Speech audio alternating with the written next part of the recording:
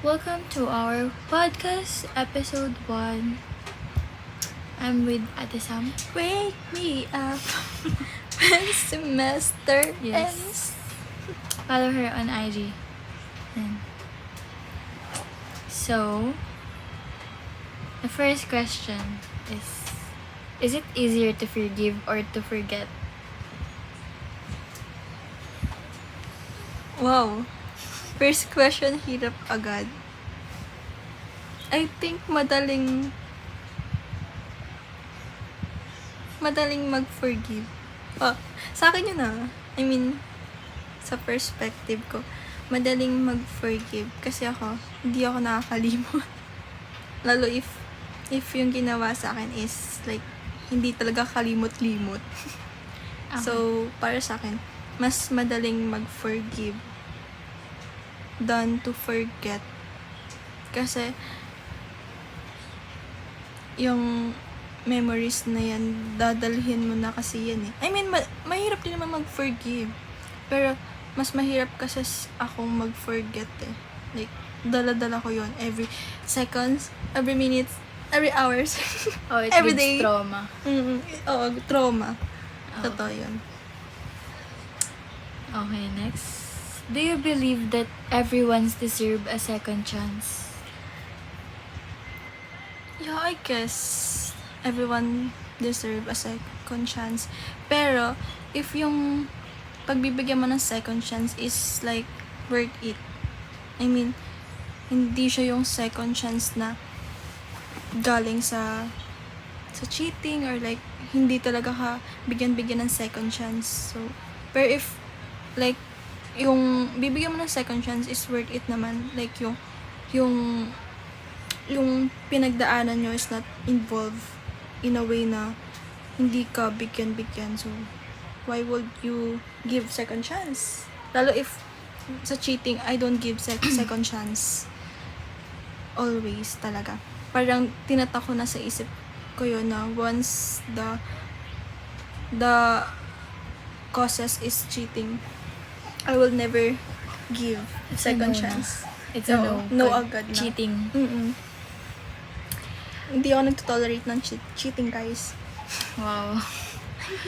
Okay. How would the world be different if you had never been born?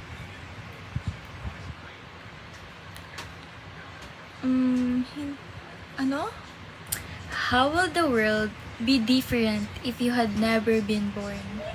Feel ko, wala namang magiging difference if hindi ako nabuhay. Kasi, buhay ko naman to I mean, hindi sila sa akin hindi sila nabubuhay para sa akin or everyone's iba-iba yung buhay, yung life. So, pero if kay mama, I think mas better. Siguro mas magaan. I think ganun. Pero kung wala ako, wala silang mabait na kaibigan. Okay. Are the people you forgive eventually the same people you end up resenting?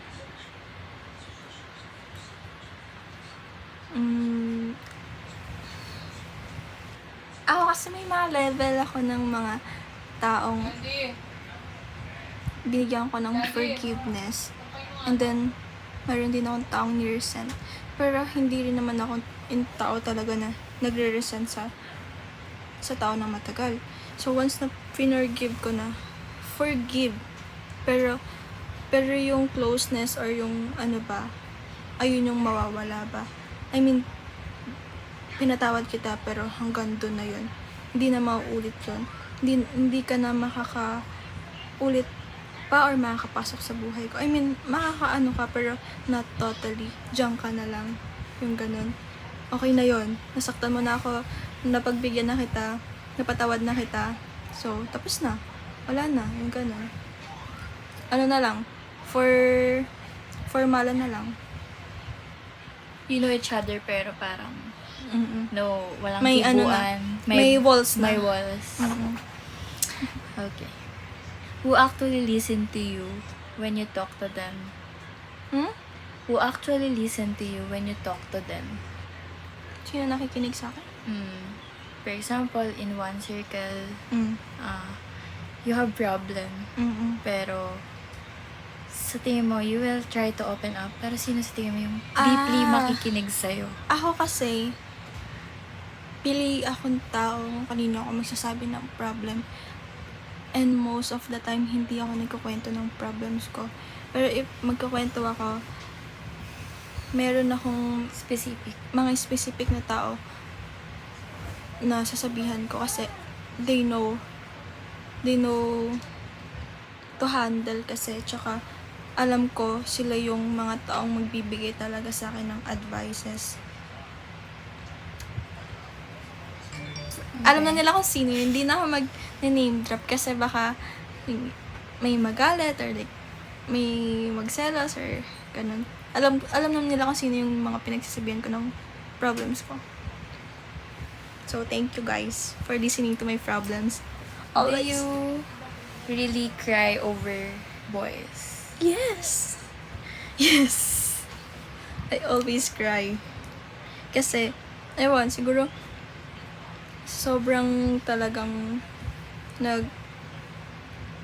ako kasi, parang lagi ako nagsisik ng validation. Ay, wow! People pleaser kasi ako. Wow. I mean, yeah. Umiyak ako sa lalaki. Pangit kasi pag walang validation. Kaiyak-iyak naman. Iyakan ko talaga. I mean, hindi. Kasi, talagang iyakin ako eh. Onting ano lang, or like, overthink, or like, hindi man nagtugma sa plano. Iniiyakan ko talaga. Mhm. Lalo if yung guy is talagang minahal ko. So, talagang iyak ako. Kasi, andun na eh. I mean, nabuo na yung memories eh. Like, diba?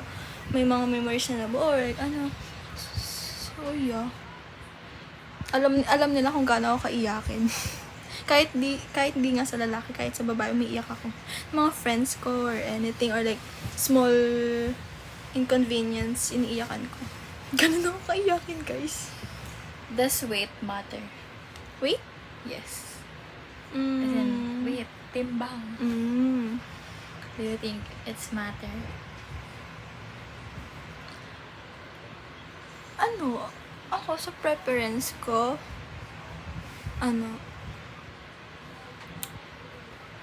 sa preference ko lang to, guys, ha. Ayoko ng super payat. Ayoko rin ng super taba. I mean, siguro sa mga tamang weight lang yung ganun. Pero, guys, don't judge me.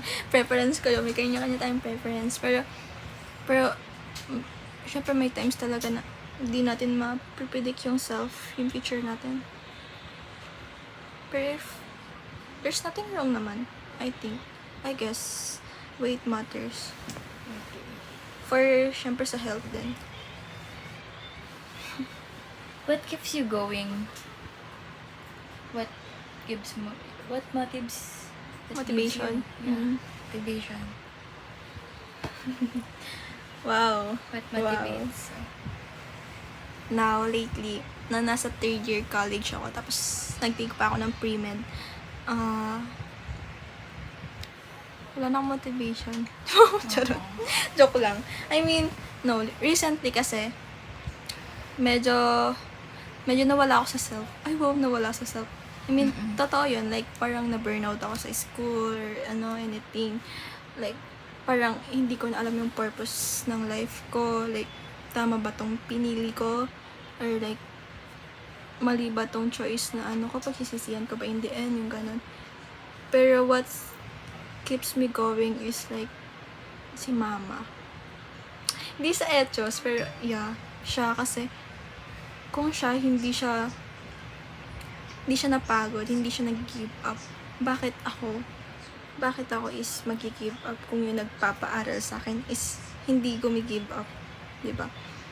I mean, sabihin na natin, burnout, pero I know, malalagpasan ko yun. Like, I mean, etong day or like, etong week lang, burnout, pero at least you acknowledge na pagod ka. Ayun naman yun eh, like, you acknowledge na pagod ka na eh. Mas okay yun kasi, alam mo, kasi imbis, kilala mo yung sarili mo, alam mo yung nafe-feel mo, alam mo yung ano, yung, alam mo, ano nang nararamdaman mo. It's okay to rest. Rest, pero, after that, go ulit. Ayun lang. Okay. And Yung- siguro, wait lang. Sige.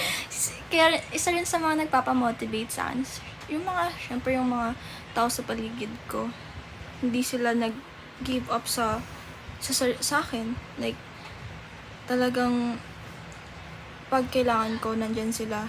Di man nila sabihan, pero ramdam ko sila yung ganun. Hindi nila ako iniwan. Hindi ko naramdaman naging mapag-isa or like parang akala ko ako na lang, pero andyan pala sila. Silently, yung ganun.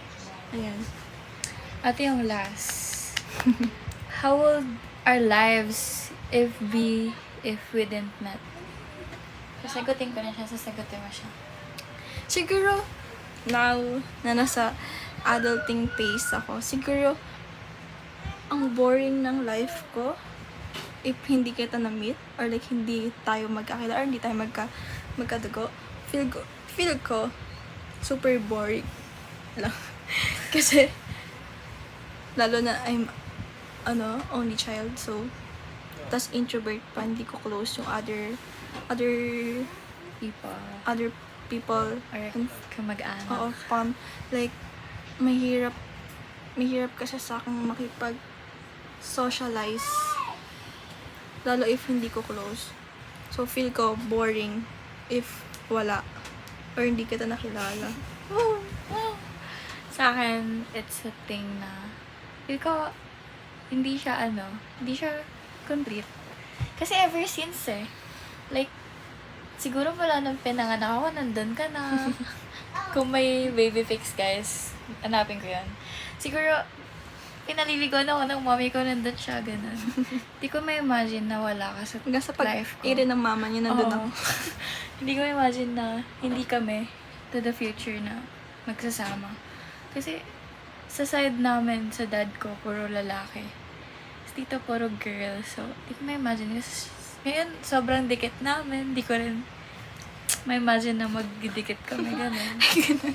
Ganun. Kasi dati magkaaway lang Ganun kami. kami. Ngayon, ganun yun. Ngayon, nagdidikit So, hindi ko siya ma-imagine na mawawala ka. Ganun. Asot puso kami dati. Oo. Pero, until now pa rin naman. Pero yung connection is Mas ganun. nag-deep na siya ngayon. Kasi compared dati na hindi talaga deep.